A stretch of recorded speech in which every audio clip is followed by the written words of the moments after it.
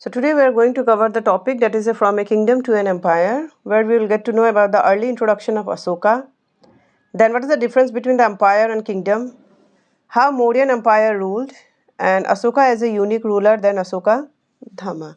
So let us start the topic. So from a kingdom to an empire, early introduction of Asoka. The empire that Asoka ruled was founded by his grandfather Chandragupta Maurya more than 2300 years ago.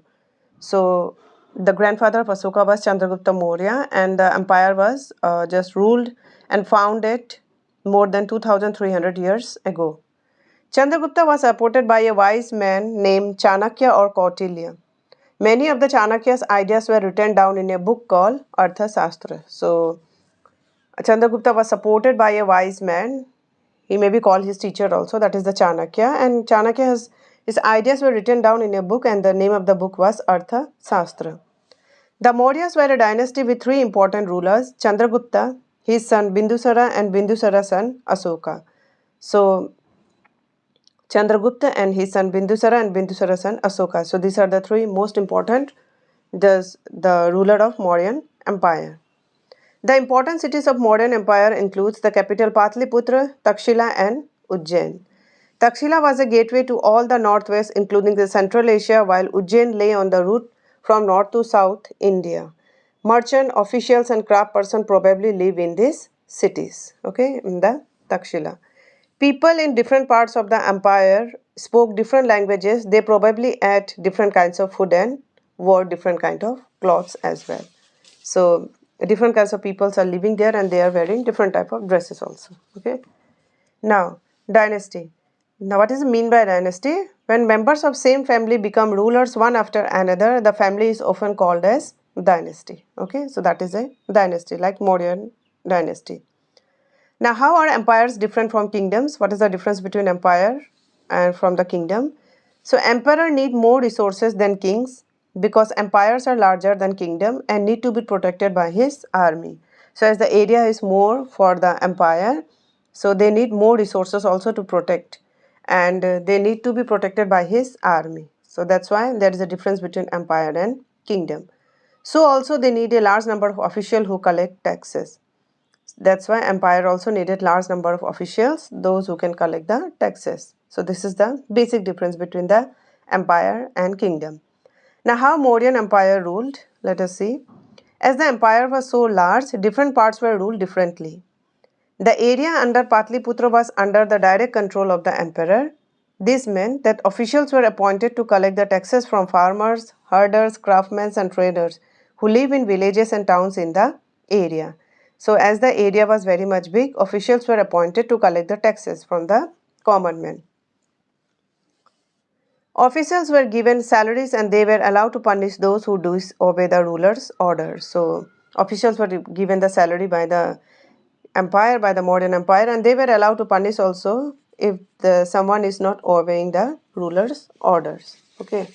Apart from it, messengers went to and fro and spy kept a watch on the officials. So messengers were appointed.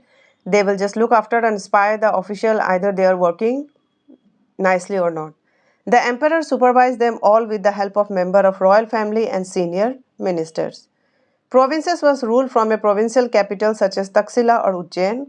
Although there were some amount of control from Patliputra and royal princes were often sent as governor, local customs and rules were probably followed. Okay, so it was provincials were ruled by the Taxila. From the Taxila or Ujjain, they were the important cities, and there were some amount of control from the Patliputra, and royal princes were often sent as governor, and local customs and rules were probably followed. So in this way, the Mauryan Empire was ruled. So these are the principal cities and some of the places where inscriptions were found about the Mauryan Empire. The black dot, this is the black dot, the Takshila, Patliputra and Ujjain. This is the important city, and rest are the inscriptions of Mauryan Empire found here. So an inscription is a written record or a short message that is engraved or carved on a surface. Okay, so this is. Now let us see about the Asoka, a unique ruler. The most famous Mauryan ruler was Asoka. He was the first ruler who tried to take his message to the people through inscription. So just now I told you about the inscription, and these are the important cities where the inscriptions are found about the Mauryan Empire. So it was written or recorded on a short matches, that is engrave or carve on a surface. Not only this, Mauryan Empire was famous to unify most of the Indian subcontinent under a centralized government. Most of the Asoka inscriptions were in the Prakrit and were written in the Brahmi script. So this is the Prakrit and the Brahmi script. Okay, the name of the script was Brahmi script. Asoka fought a war to conquer Kalinga, and Kalinga is the ancient name of the coastal Odisha. So he was there to fight a war in the coastal Odisha. However, he was so horrified when he saw the violence and bloodshed that he decided not to fight any more wars. He is the only king in the history of the world who gave up conquest after winning a war. So Asoka was so terrified after seeing that much of bloodshed and the suffering of the people that he gave up just after. He don't want to fight anymore. So he was the first king in the history of the world who gave up conquest after winning a war. And Asoka also introduced Asoka Dhama. Let us see what is that. So people in the empire followed different religion, and this sometimes led to conflict in the Mauryan Empire. Animals were sacrificed, slaves and servants were ill-treated. Besides, there were quarrels in families and amongst neighbors. So Asoka felt it was his duty to solve this problem. So he appointed officials known as the Dhamma Mahamata, who went from place to place teaching people about the Dhamma. Asoka Dhamma did not involve worship of God or performance of a sacrifice.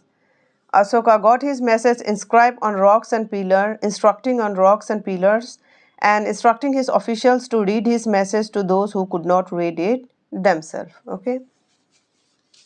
Asoka also sent messengers to spread ideas about Dhamma to other lands, such as Syria, Egypt, Greece, and his son Mahendra and daughter Sangamitra to Sri Lanka to spread the message of Dhamma.